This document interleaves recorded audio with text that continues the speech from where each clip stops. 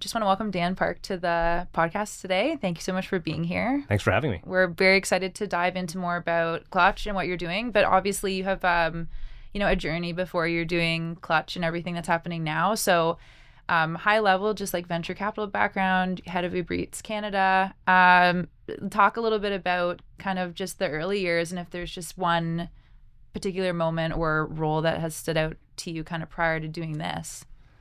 All right, so if we want to go, further back, you can even go further back if you want to. Right, yeah, all the way back. I mean, I was Sure.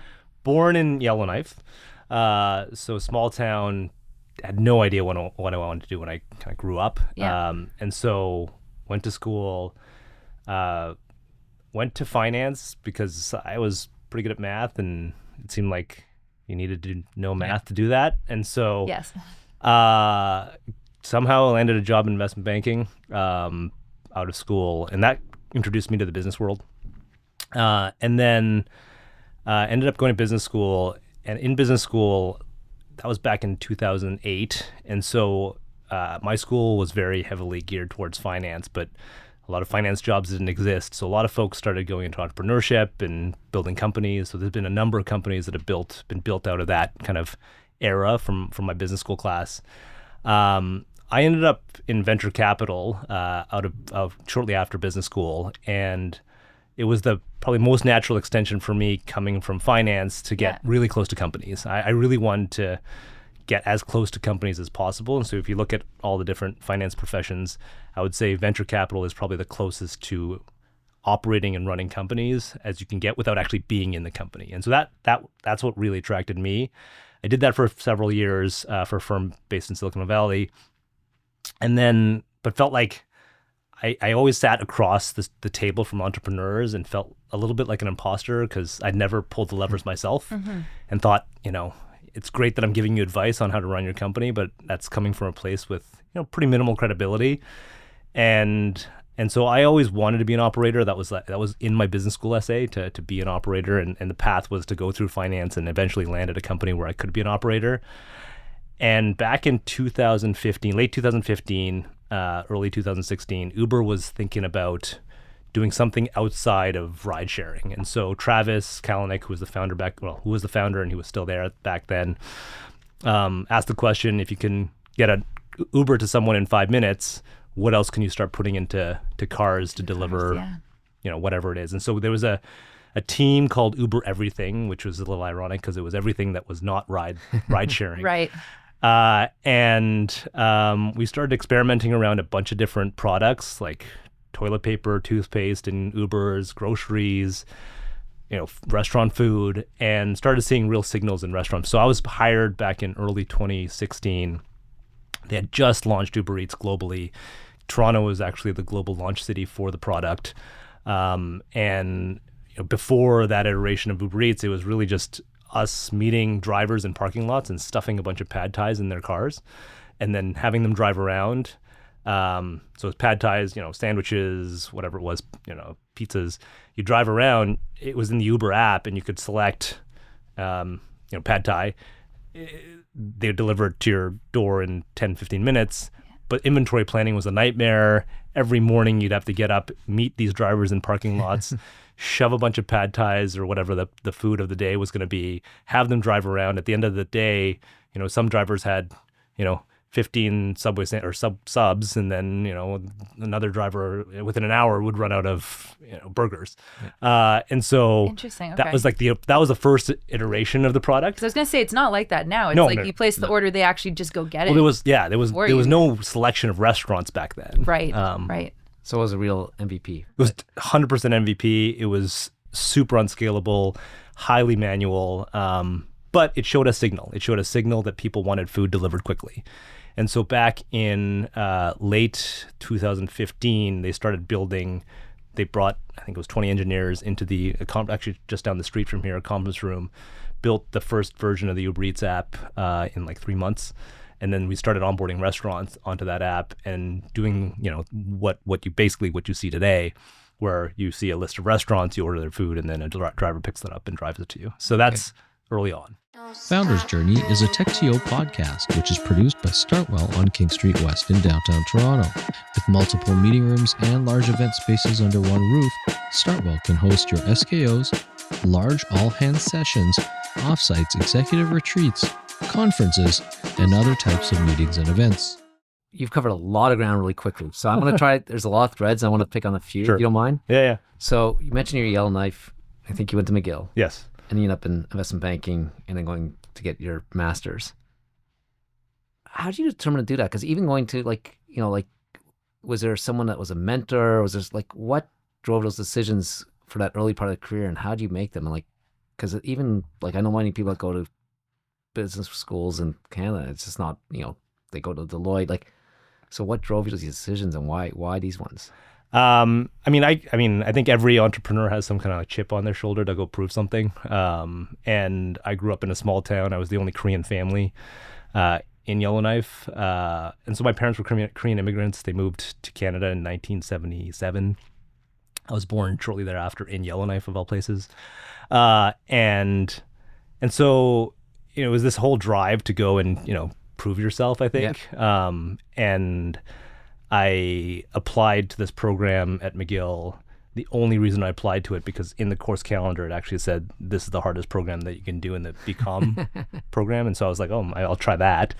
And so did that, and then a friend of mine told me, hey, look, investment banking is pretty intense. You're gonna have to work 100 hours a week. I'm like, oh, that seems intense. I should try that. And so I've always had a natural attraction to doing things that are hard. I think you get more satisfaction about doing hard things than easy things. And so that's probably, I think that's, if you really want to get into it, what's driven me over the course of the last, 40 years. But I think the way I look at things is, if I take this next step, is it going to allow me to take the one after that? Is that a good foundation for the one after that? And am I going to learn a lot? So that's the approach that I've taken over the course of the last several years. But I guess it's worked. Very cool. And just you gloss over investment banking and Sure. your venture time. Is there any learnings that you took away from both those jobs that applied to your time at Uber Eats or Clutch, or were they just similarly stepping stones? Yeah, look, everyone that comes through their first jobs generally shape the way they view business. Mm-hmm. And so if you start off in marketing at a CPG company, that's going to be your default when you evaluate a business and look at a business. If it's finance, you look at it through the 3 statements and look at it from a financial lens. If it's, operations, you'll spend more time kind of in the operations thinking about the business operationally. So for me, the time I spent in finance was super foundational because, one, I knew nothing about business. And so understanding how companies thought about capital, how they deployed capital, how they raised capital, those things were super, that was a great learning experience for me because I knew nothing about any of that. And then kind of as I progressed through my career, that's been a very important lens through which I evaluate businesses and look at businesses. And certainly, VC is very much looking at businesses, operationally from a market opportunity perspective for sure, but also the financial parameters are very, very important as well. And then, now at Clutch, which we haven't talked about yet, but we'll get there. It's a very financial business, and we can talk about why it's financial, but high use of both debt and equity, and a number of different financial services products we sell. And so it's been pretty foundational for me. I thought, I really enjoyed my time there, and I think it taught me how to learn and think about business in a way that was, very much capital allocation and ROI driven. And then the other aspect, so you're at a VC firm in Canada. There's very few jobs now, very few jobs in 2015. How do you find that opportunity at Uber, and why do you jump at it? So I was in VC, and like I said, I felt like something was missing. I do this. I do the startups for me are an adrenaline rush. There's other things I do in my life that also give me an adrenaline rush. But for me, work. This is the ups and the downs are super fun for me. Well, the downs maybe less so, but the downs make the ups even more fun. And I felt like that was missing, especially in earlier stage VC. I was at a firm that was doing Series A and Series B for the most part. And look, like you make a decision, and then 5 to 7 years later, you find out whether or not that was a good decision or not, more or less. And so I wanted a faster feedback loop on that. Uber, I think, is one of those once in a generation type companies. There's a handful of them. They were starting something new. Worst case scenario, it didn't work, and maybe I end up somewhere else with an Uber, but like it wasn't going to, I think, hurt my future prospects of doing something else. If anything, if I wanted to go back to VC, I think that would have been, I don't know, easy, but it would have been possible. If I wanted to jump to another company, I think that would have helped. So going back to this, thinking about, does this opportunity give me the foundation to go, or the learning to go do something else? That was very much applicable there. And Uber was the culture of Uber was one about building and doing things really quickly. And so that got me excited. And the fact that in Canada, no one had really done this in a big way, I thought there was an opportunity. And if we could build Uber Eats, I at the time, I don't think I could have even imagined how big Uber Eats was going to get.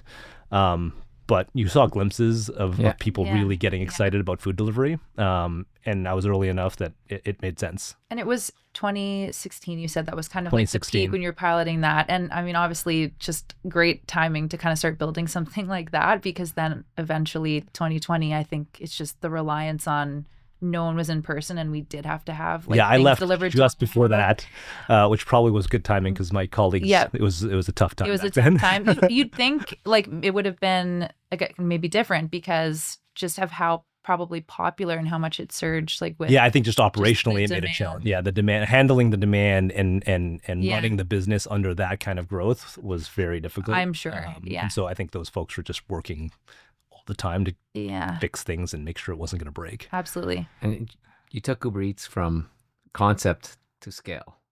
Early, I wouldn't say concept, but early to, we did, I think by the time I left, we were doing 1 million deliveries a week, 3 billion in gross merchandise value. We'd signed McDonald's and Starbucks and Popeyes and all the major brands. So I launched most cities, almost every major city in Canada. Well, every major city and most small cities in Canada, we'd launched at that point. So, brought it from a place of, I think, and this was, obviously the team. We had a great team to do it, and the team got us to a place where I think it became a household name in Canada and globally.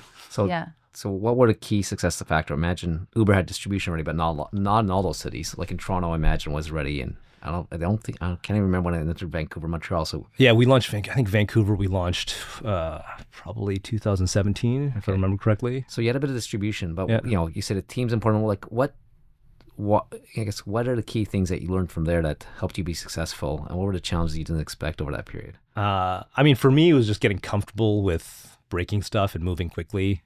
I have the saying that every time you double a business, everything breaks. I remember one of my first interviews, there was a guy there, his name was Josh, and he was like, our goal every day is just to break the business in a positive way, but he was so intense about it. And that's basically what we did. And we would, every time we doubled, invariably something would break, right? Our pricing structures, our dispatch, software. I think we broke hardware at one point. It couldn't just handle the number of transactions we were doing.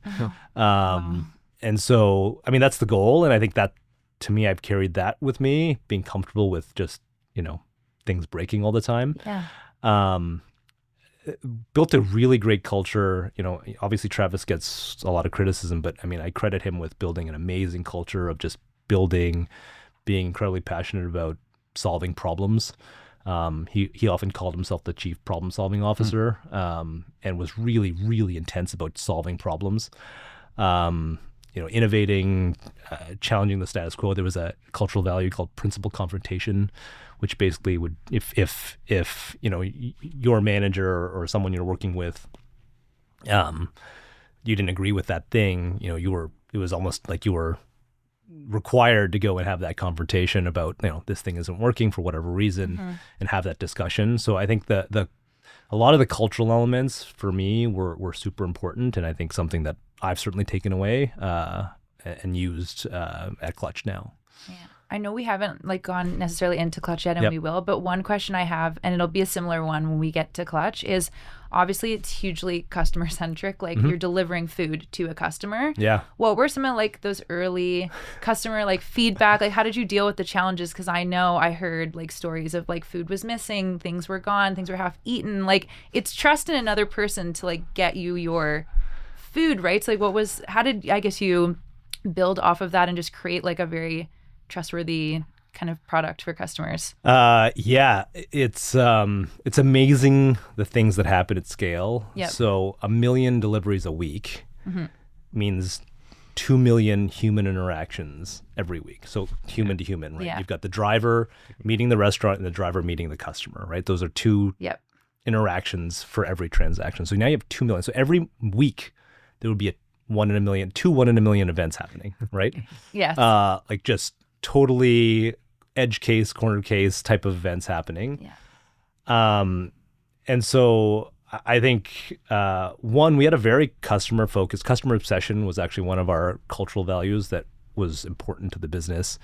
I would personally get on, I think I dealt with most of the 1 in a million events personally. So, having conversations with customers, having conversations with restaurants, meeting with drivers, those things were very encouraged at Uber back then. We've also had a pretty large infrastructure of customer support that could facilitate a lot of those transactions.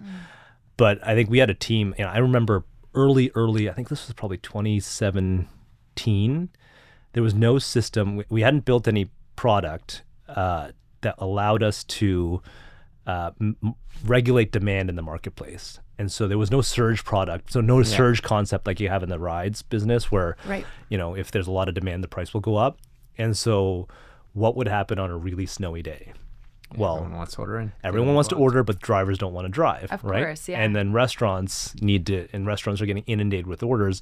And at the time, we didn't have any system to manage that supply and demand. And New Year's Eve is one of the most intense I can imagine. evenings for food delivery. Yep. And so what we would do as a team, our teams would take shifts, and the only way to manage demand was to change the delivery radius for the restaurant. And so if you had a 5-kilometer delivery radius, they'd get a lot more demand because everyone can order from them. But if you shrunk it to nothing, you wouldn't get any demand. And so we would sit there on our computers and we'd take shifts. And we had like a 20-person ops team back then. And we'd take shifts. And I remember being at a friend's party. This was New Year's Eve. I think it was 2016 or probably 2017. With my laptop, like manually changing the radius Oh my gosh. of the radii of different restaurants to depending on how much demand or supply they were getting. And so that was, I think, pretty ingrained in the culture. Everyone had to answer support tickets. And so you'd come in and you'd do support tickets and you'd get the crazy situations of, drunk people in the back of cars and all that stuff. Yeah. I'm sure I'm not going to go too much into detail, but you can imagine the kind of things that can happen. Yeah. And so you'd address all of those, personally. And so you learn and get to empathize with the customer and the driver. And I think that was very ingrained and built into the culture of the business. And I think that's very important for a consumer-facing business. I want to ask one last question about Uber before we get to Clutch. Yeah. When I hear about these exception handling and the volume and how hands-on the team was, when did you know it was time to find a product solution versus a human solution? And how were those decisions made? Yeah, and I think this is a good one because I think and if this is geared towards founders and entrepreneurs, a lot of founders and entrepreneurs automatically jump to the product solution, right? They which is it's gotten cheaper, obviously with AI, but it's one of the more expensive ways to solve problems through product. I remember this founder when I was in VC who wanted to build this like vending machine for condos, this automated vending machine for condos that would dispense toothpaste and Advil and you're kind of like your local standard things, right? Toilet paper, whatever, last minute type of things. And he was like, I'm raising $500,000 to go and build this vending machine. And you're like, okay, well, do you even know that you have demand signal for this? Like, why don't you go hire some student for like, I don't know, $15 an hour, convince the condo to put him or her at a table, go to Costco, buy a bunch of these things and see if those sell, right? Yeah. Right? Like you shouldn't be building product to test your concept. And I think a lot of people make that mistake. And so, going back to that example of us trying to regulate the restaurant demand through manual adjustments, we did that for a long time until the business scaled. And so we had teams and we do shifts and we kind of like manage that manually. And then that became kind of untenable. And so one of our ops manager, his name was Ian, flew to Singapore because we had a support team there, and convinced the people in Singapore to have their customer service agents manage the radius of restaurants manually. And so we had scripts that were built to monitor Toronto and Vancouver weather. Yeah. And then depending on the instruction that these scripts would give, then they would manually go and do this. And they did that for a long time, probably a year or two. And then finally, I think probably after 3 years, I think this was even like almost at the tail end of my time there, we finally built product that allowed to solve for that. But until you go through those iterations of understanding how a human will do it, it's really hard to build product to do that. Yeah. And so I think the lesson that we've taken certainly is that product building and engineering resources are probably the most sacred resources for most startups. And, hiring bodies to solve problems generally is more cost efficient and also results in a better product. Yeah. Whether it's customer facing or even internal facing, we almost refuse to build product until you've built the ops process to actually figure out what that is.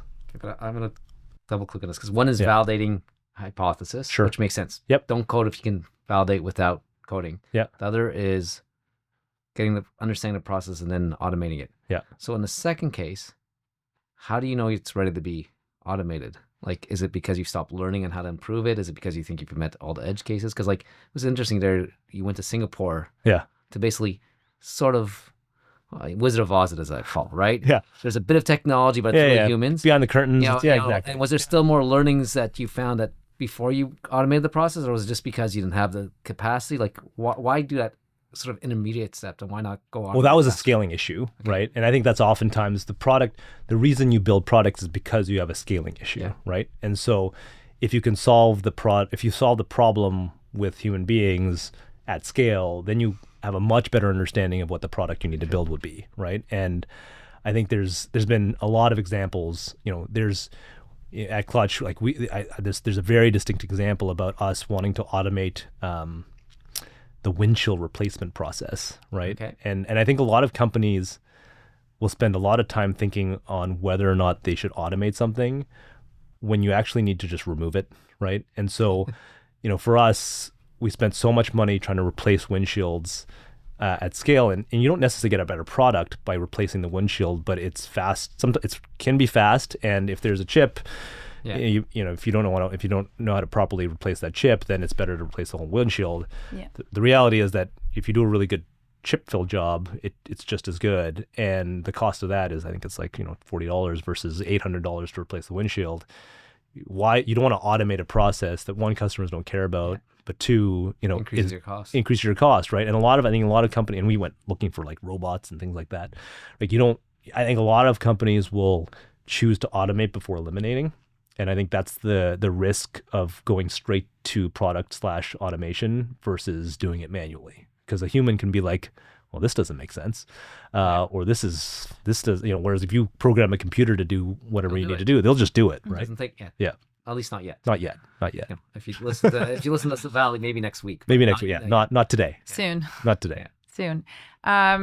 So I know when I had said the kind of like timeline in which you eventually transitioned from Uber Eats and now to Clutch. So just a quick question. What phase or stage was Clutch at when you made the move when you were coming in? So we had launched, so Steve, the founder, he tried to launch the business in Ontario. He's from Ottawa originally, went to school in the U.S., got really excited about this idea through his experience buying and selling a car, as well as he was at a media company before and having a client that was in this business, and he came up with this idea and was like, let's do this. And so he went to try to launch the business in Ontario because the MVDA, which is the Motor Vehicle Dealer Act, was written in 2002 before the iPhone. obviously it had no contemplation of online car sales, right? Yeah. And so Steve was trying to get a license here, couldn't get one, so he's like, let me find the closest direct flight to somewhere that will let me do that.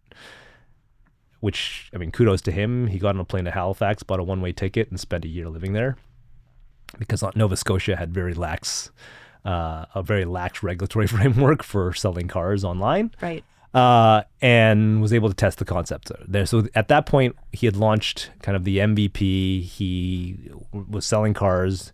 I think he'd proven at least a pretty good degree of product market fit, but it was still very early, pre-seed.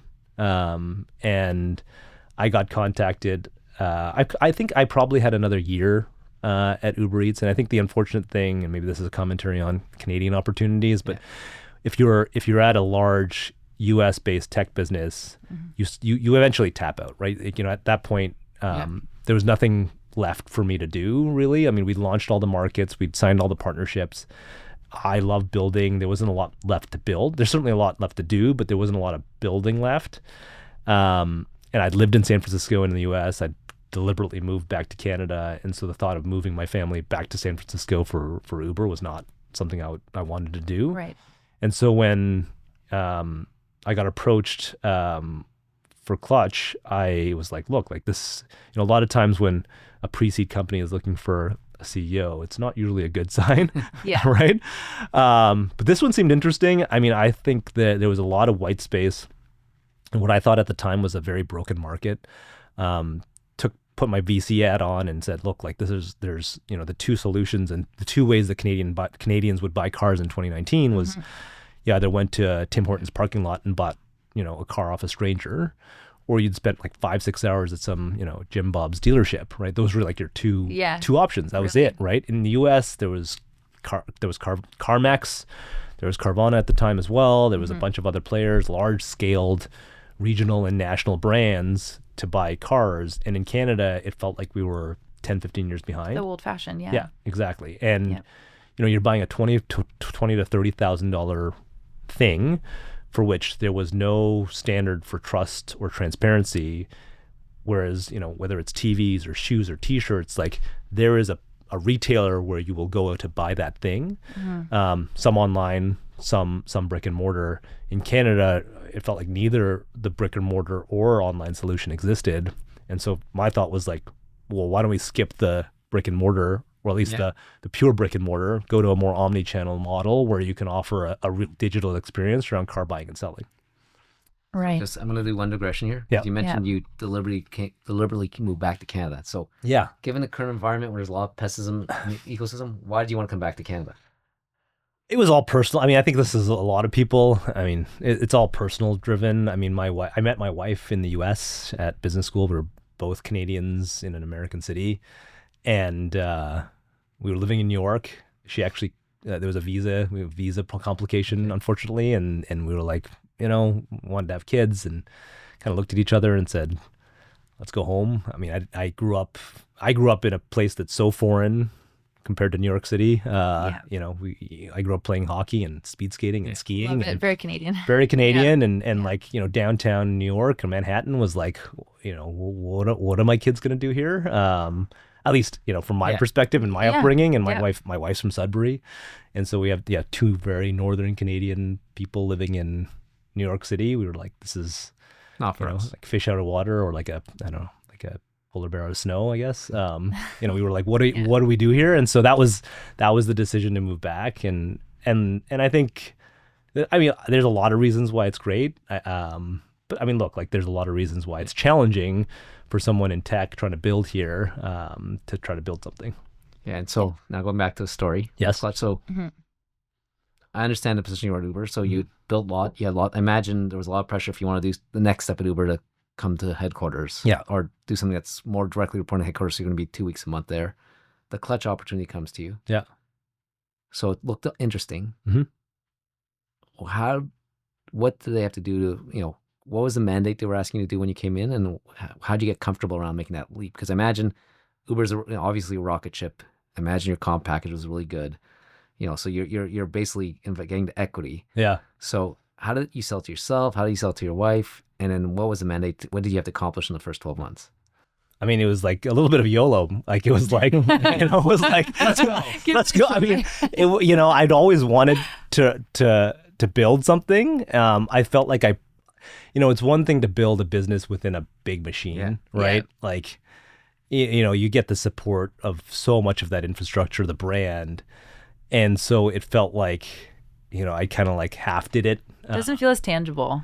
Yeah, and it feels like it's I can certainly kind of like partially attach my name to it, but it felt like it certainly wasn't mine, and it was a full team, and there's people all over the globe that have helped build that business.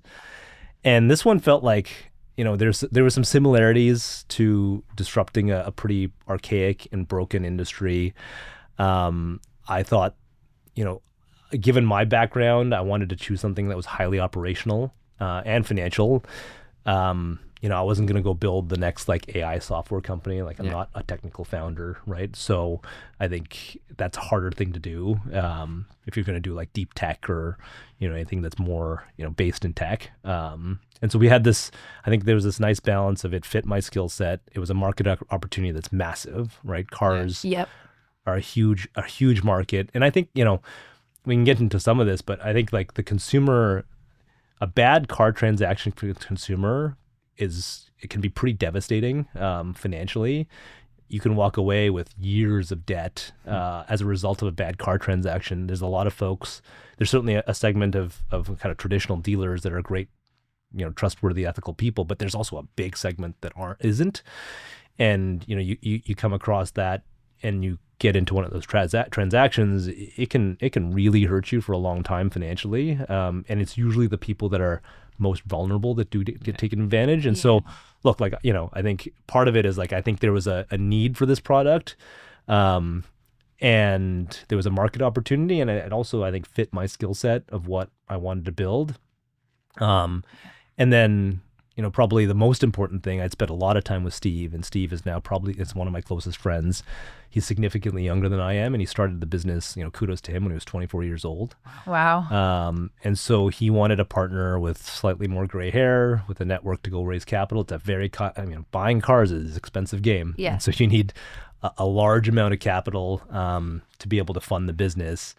And having spent time in venture, having spent time in kind of scaled startups, I was in a good position to not only bring capital, but also bring human capital and talent to the business, and recruited some early folks from Uber to join back then, and some of them are still there. Yeah. It's cool because it's kind of both related to vehicles in a way, like what you're doing, just like keeping it all kind of related to the same theme. So just quickly, you had said again, like something like this existed in the US. Like this was something that people were very familiar with, but here in Canada, you're essentially disrupting like processes and the way in which people are doing this and buying cars. What was initially that experience like when you're first presenting this to customers and telling them, it's online, but you don't really get to go and have that sit in the car and touch the car and before you're making a purchase, right? What was that like? I mean, it was still early in the US as well. Yeah. People weren't actively buying a lot of cars online back then, and there's a version of this in a lot of the other, like there's one in Australia, there's one in the UK, India. So these are big markets. And so generally there's a version of our model somewhere in most countries. And I think Canadians are generally a few years behind in adopting things. Correct. And so the concept of buying a car online was I talked to a few people. They were like, absolutely not. There's no way. Like that makes sense. You need a test drive. Like there's no way this works. I need to sit in it. I need to take a look. Yeah, exactly. And I think like that's where people get into this maybe trap where you listen to the consumer too much, right? They don't know what they need until you actually put it in front of them. And so if you ask and survey customers with a question of, would you buy a car without a test drive? I think the survey actually shows that 80% of people would not, right? But the reality is that if you can offer a product that has, other dimensions, and for us, it's a money-back guarantee, it's an assurance of the quality, it's a delivery experience, it's a transparent and seamless purchase. Mm-hmm. And so those things, outstrip the need for a test drive. And so I think a lot of people, when they're going out to build, sometimes rely too much on, customer input. What which is why it's almost more important to put the thing in front of a customer and then iterate on it. And we initially had test drives. We would offer, it was incredibly complicated. I'm sure. Where we had car concierges bring the car. And have to wait for them to do Well, you choose one, we'd bring a test drive. If you didn't like it, we'd bring another one. You have to clean it. And if you wanted to buy it, we have to bring it back, clean it again. Yeah, it's a lot. Do the paperwork. And so just incredibly not scalable, but we were able to, I mean, again, this is all about trying to uncover market signals and the faster you're able to test and iterate things, the more likely you are to be able to get to the right answer. Right. Interesting. Yeah. And so you had a presence in Clutch had a presence in Halifax. Yeah. You're not living in Halifax. I'm not, no. Yeah, so- I came in with a mandate to go launch Toronto. Okay, so you come launch Toronto. Yeah. And you have this regulation which is not really friendly. So, yeah. So did you do the Uber thing and just did it and then asked No, for we this? learned our lessons from Uber where it's better to work with the government. And so that's what we did. We hired a fantastic lawyer to help us kind of navigate some of the regulatory frameworks, and then met with the regulator, had a pretty long discussion, and then came up with a workable solution that allowed us to launch. And so we launched in January of 2020, which was an interesting time to launch. Yeah. And then within 3 months or 2 months, there was a global pandemic. And then there was a brief period of time where people were like, we're never leaving the house again. Yeah. And so car sales plummeted. And then shortly after, I think it was probably like a couple weeks after, people were like, I never want to take public transit or get an Uber or interact with people again, and I need my own car. And so then, used car demand skyrocketed, and that was kind of the beginning of the craziness that we've embarked on over the last 5 years. Well, can I break the craziness down? I think there was Sure. from my outside Yeah, perspective, yeah. and I could be wrong, there's from inception to market validation. Yeah, Then there was the post-COVID, I see where everyone was throwing money at everything and it was just growth at all costs. yeah, Then there was, oh shit, we actually have to have, be a real business. Yeah. Again, I don't know if you were not a real business. So there seems well, to it be depends on how you define real I was business. like, okay, Making money? making money, right? like a classical business, not a venture. Hey, we're Yeah, gonna yeah, grow no matter yeah, what. yeah. So you had to set the base, Yep. scale really quickly, and then let's make sure that we can actually do this profitably. So Yeah. 3 different phases. Yeah, In relatively short period of time. yeah, in like 4 years. Yeah. Yeah. So first of all, how do you navigate all this? Because imagine culturally, operationally, the mindset, the organization, what you focused on must have changed all the time. And then what is the learnings from each period? Yeah. So a couple things. I think there was some incredibly tough. I mean, there were some incredibly high highs and some incredibly low lows, and we can go into some of those things. But we raised our first round, our Series A round, shortly after. So we raised our seed round just when the pandemic started. So like early 2020, and that helped us kind of start pouring a little bit of fuel in the fire, helped us launch Toronto, Yep. helped us get going. And then by the summer of 2020, things started really ramping because used car sales started going crazy. Yeah. Which is when we raised our Series A, $20 million Series A, led by Canaan. And then that party, kept going, right? Yeah. I mean, back in 2016, 2017, we'd already been on a 5-6 year bull run. Yeah. And the pessimism in me was like, this is over at some point. And I thought the pandemic was the shoe that was going to drop. Things were going to go sideways, and finally it was going to be like a downturn in the economy. It was, I mean, obviously with the Fed injections and easing, it became the opposite, and things started going crazy.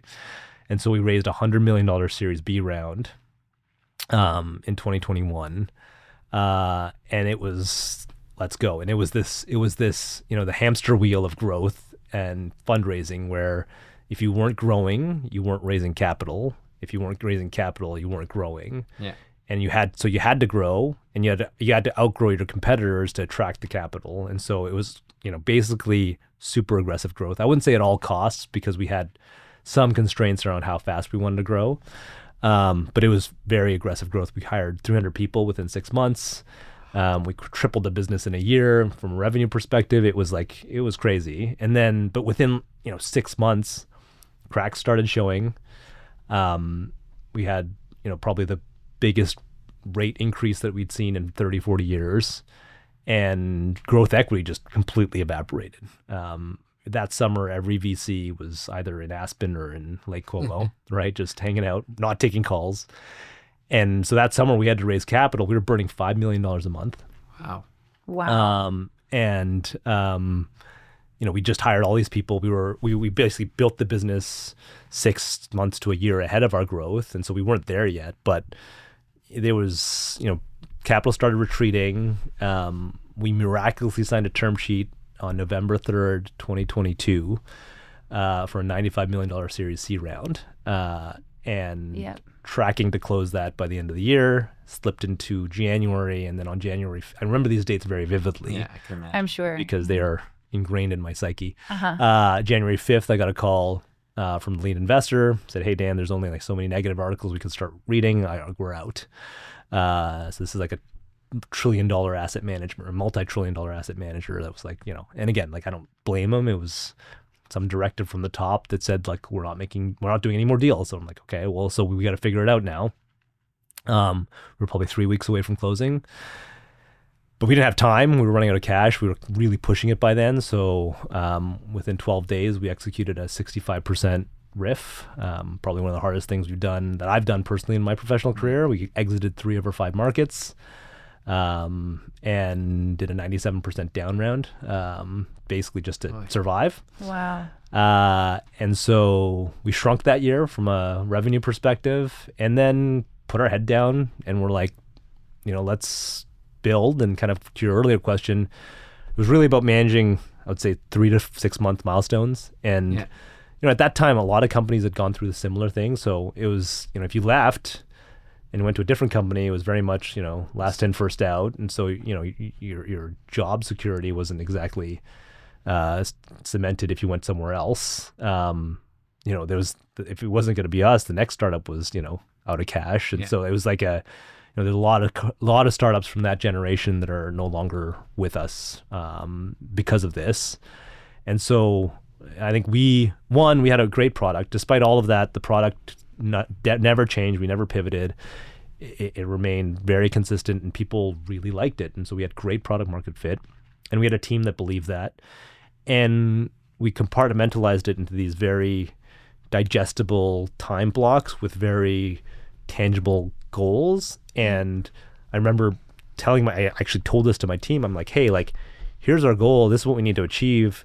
At that time it was like in May. So like, if we don't get to this milestone in May, you have my full permission to go start looking for another job because it's not going to survive. It doesn't look great, right? But then we'd hit it, right? And then we'd like, okay, people would be like, okay, well, we hit that goal. And then what's the next one? We hit that next one. And I think that gave people the energy and the kind of the hope that things would work itself out. And we just kind of did that every day. And over the course of 18 months, we got the business profitable. We also grew almost 2x.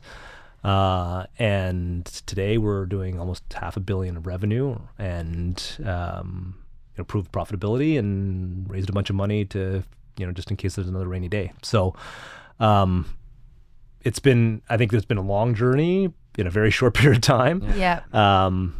But we broke it down into very small, concrete blocks of time that I think helped people kind of get over the mental thing of like, oh my God, like what's going to happen in 2 years? Like, don't even think about 2 years. Like, we got to figure out what's going to happen in 2 months. Right. Yeah. If you could pick, like, I know you mentioned a lot of things, like just around like keeping the team motivated in a sense, but also being just very honest about where you were going to be and what the next 2 months looked like and your goals. If there's 2 things that you could maybe pull from just the whole experience of building back from being down, like what would you share with another founder? I know you probably want to go more in depth with your response, but question. Just like what are 2 things that you would want to highlight? We had this cultural value at Uber called we make bold bets.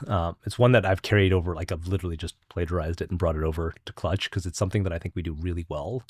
And it's about making these bets around different things. And I'll give you some examples. One, marketing spend. We would just shut off channels, right? For efficiency, right? It's really hard to test incrementality when you have all these attribution models that really, it makes it really hard to figure out what channel is actually performing for you. And so if you start turning off channels, you find out pretty quickly if it does anything for you. And we turn off channels and nothing happens, and we're like, oh, okay, well, clearly we're just wasting money on that channel.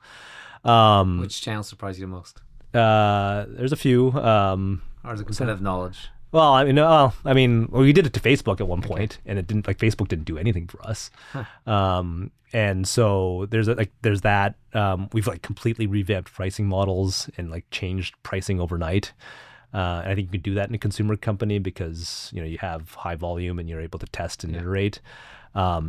We were doing test drives at one point, right? And then we completely took test drives away on literally like on a whim to see what would happen. And actually, the assumption was that it was going to hurt conversion. The reality is actually it helped conversion and it increased sales velocity because I think it lit a fire under our sales teams to try to be able to sell these cars. And so all these things, like you can never figure out exactly what's going to happen until you actually do it. And that's been very ingrained into our culture of testing and iterating. Something that I think I've taken away from Uber, but it's also something I think we do really well. And when we were on the brink, literally like fighting for your survival, you don't really have the luxury of like, like taking the time to go test this and let's do a market survey and let's analyze the data and see what, right? You have to make choices. You just make choices and you just do it and then figure out what happens. And the reason why a lot of companies I think don't do it is because you're scared, right? And you have the luxury of time. Right? And so I think that's a lesson that we've taken away. And even now that we do have the luxury of time, we still and Steve's extremely good at this. He'll wake up and be like, let's do this. And it makes everyone super uncomfortable. And people are like, I don't want to do that. That seems like a bad idea. But and a lot of people, I think within organizations, it's really hard to do because if you make that bet and you're wrong, like you get criticized, you look stupid, like, you're scared of getting fired. Like there's a bunch of reasons why most people don't make these kinds of bets. But if you're a founder or you kind of run the place, like you get away with it more. And so I think from a founder perspective, I think that's kind of the culture you want to implement because it just you get any company, any startup that is cash flow negative, time is not your friend. Every day, when you're burning $5-6 million a month, every day has to be a $200,000 day, right? It's like you wake up and you're like, am I going to deliver $200,000 of value today? And so every day you wake up and you're like, okay, well, we don't have time. So if you don't have time, you kind of just need to go. And, most companies probably aren't, particularly earlier stage ones aren't burning that much, but still, if you're burning anything, time is not your friend. And I think speed is the most important thing when it comes to a startup, and iterating around concepts and ideas and hypotheses is probably the most important thing that startups could do. I think that's great. So I have a question personally. Yeah. Start the company 5 years ago or 4 years ago at the company. Mm-hmm. It's been trial by fire. Mm-hmm. What do you think? How do you think you've changed the most as a manager, as a person? What impact has it had? I'm slightly more tired, I would say. No, but I think you just continue to build a resilience for shit that goes wrong. And I think I think I do a much better job at managing the highs and the lows. I don't get too excited about the highs, and I don't get too disappointed about the lows. I think there's a lot of uncertainty when we're recording this podcast, like the day after auto tariffs were announced. I mean, I was a little bit phased, but I'm not that phased. I mean, we'll figure it out, exactly. Right? So I think there's maybe you just get beat down where, you just, the problems that come at you, or you'll solve them. I think, from a team perspective, having the team from, effectively like the folks that were pre-riff on the leadership side, like we've almost had zero turnover on our leadership team. Our senior executive team is the exact same team as it was 3 years ago. So we've almost had no attrition at all. And so what we have is this like incredibly consistent team that we've all gone through like kind of this like, this battle together and these ups and downs. And so, as a team, I feel like we've built a lot of trust amongst ourselves, and there's a lot of confidence that we can handle problems. Yeah. Because we've gone through, and hopefully it's the worst, but we've gone through a lot together. And so if there's another problem, like there's a lot of confidence within the team to be able to solve that problem. I like to refer to sports teams, and people, I feel like in business don't use this enough, but the talking heads on TV will always talk about like the championship tested teams or people that have gone through playoffs. And I think there's actually some truth to that for startup teams as well, because if you've been through a lot of tough things together, you're closer, you know how to work together. There's just a lot of good things that happen from going through a bunch of hard things together. Relationships get built, and I think that comes over time. But newer teams have to go through that at some point to be able to learn how to gel, exactly, trust each other. Right? So I don't think there's enough focus on that. But I think that the best teams probably have spent time going through a lot of hard things together. One other question about culture here, because you're a tech business that doesn't have software margins. So I think a lot of companies they don't worry about the details. From what I know about the used car space, it is a very thin margin business. Yeah. So how did you get people to understand that and act on it? Or, because I imagine like it is a bit of a culture shift or different thing in business. I think it just comes from the top. I will personally respond to Google reviews. When consumers comment, if there's a negative comment, I will personally try to fix that. Steve spends a lot of time on Reddit, literally having dialogue with customers about their experience and questions they have, and people doubt that it's Steve because they're like, oh, you have a marketing team. We have a 4-person marketing Must team be a bot or 5-person marketing team. It's like, it's Steve at home, like lying in bed, like answering people in Reddit. Wow. Like we get very, I've detailed cars, like we get in the weeds. I think, there's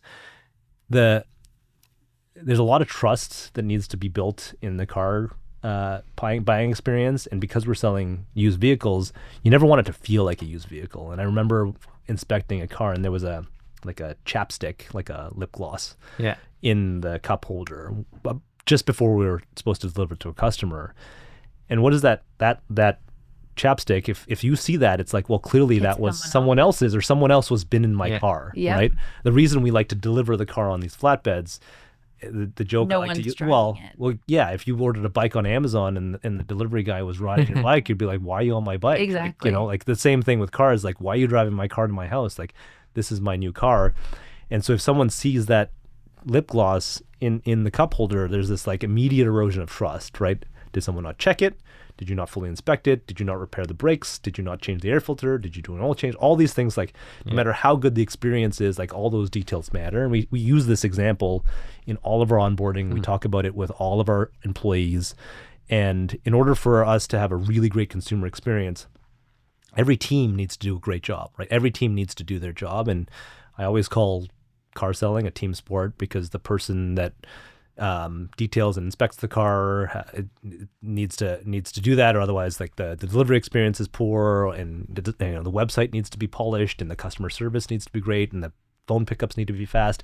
All that needs to happen in order for you to have a great experience. Otherwise, like even if one area breaks down, it can break down the entire transaction. So we've just been talking a lot of about, like, I know it's hard to really look ahead, especially there's so much uncertainty right now, as you just mentioned. There's like new tariffs being announced all the time and things like that. But what are the goals that you have, or where you'd like to see the business in 12 to 24 months from now? So I want to get back to our West Coast markets. We launched soft launched Vancouver a week ago. So we're kind of gradually making our way back out west. So those were some of the markets we shut down back in 2023, early 2023. At this point, we haven't figured everything out, but we figured a lot out. And so it's really just about doing more of the same, but better. And doing and giving access to this to more Canadians. And so that's part of its geographic expansion, but also going deeper into our current markets. We're spending a lot more time and focus on brand marketing. I think there's still this misconception of what we do. I think a lot of people think we're just like a kind of like an auto trader or a car gurus marketplace. The reality is that we actually buy every single car.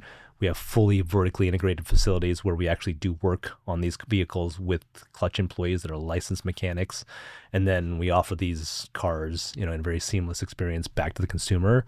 And so I think there's maybe a lack of understanding of that business. We only have, I think, 10% brand awareness across the country, less than 10% aided brand awareness. And so, trying to get, more awareness is a big focus of ours. But again, it's at this point. Well, I want to ask, thoughts. because, you're scaled compared to most of your competitors, I imagine, Yeah. and you're tech first. Mm-hmm. So how does it let you think or operate differently than the rest of the industry? Well, none of us, there's very few people that come from a traditional car dealership background.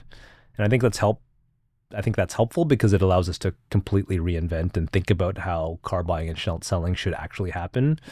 A lot of the software solutions that dealerships use are embedded into it's called their dealer management system, DMS. And so a lot of these software providers, when they try to sell to us, they're like, what DMS do you use? We're like, well, we built our own. It's like we don't use one, right? Like almost everything we have except for our CRM is purpose and custom built in-house in Canada. And so I think we have a technology advantage in that sense because everything we built, from how we track reconditioning, we literally track the cost of every bolt that goes into every car and where that's coming from and who to invoice and the PO orders. We have that system. Plus all of our car acquisition is based on machine learning models that we've built that can spit out the value of a car in real time. That's all built in-house. And so all of that, I think, is a competitive advantage for us. And that's something we pride ourselves, because as much as we have a very heavy operational and logistical component to the business, we are very grounded in tech, and it's a big focus of who we are. And I think the culture of the company is more tech oriented than it is like a traditional kind of manufacturing type of business. Right. Any just like pieces of advice for anyone listening that might feel just really lost in their like venture with their idea, or just wanting to get motivated again? I know this is very inspiring what you're saying, but just anything for those listening. I mean, for me, again, I go back to this, like, make bets, like the advice we give to everyone, this part of like the onboarding talk that I give to everyone that joins is, and Steve and I do this together. We talk about, think about getting a stack of poker chips. You're getting a stack of poker chips at the company. The way you grow those poker chips is by making some bets. Don't go all in on day one. Mm-hmm. I've seen people try to do that. That's a bad idea. Learn the business first, but you make a bunch of bets and try to grow that stack. Some will be accretive, some will not. But I think that's how for folks that are trying to build a startup, we're trying to iterate on an idea. I think you just need to try, right? You need to put it out there. I've spent most of my career in consumer businesses. Consumer businesses are the greatest because you can test and iterate on those pretty quickly. Because you'll hear what has to happen. Well, you have to that and volume. Yeah. And if you get it wrong, there's another consumer out there that you can test on. Whereas, like, if you're a B2B company and you screw up like the RBC, that's bad, right? So totally. You have a lot more opportunities to test and iterate, and even as a B2B company, you can do that, in your own way. But I think putting product out there,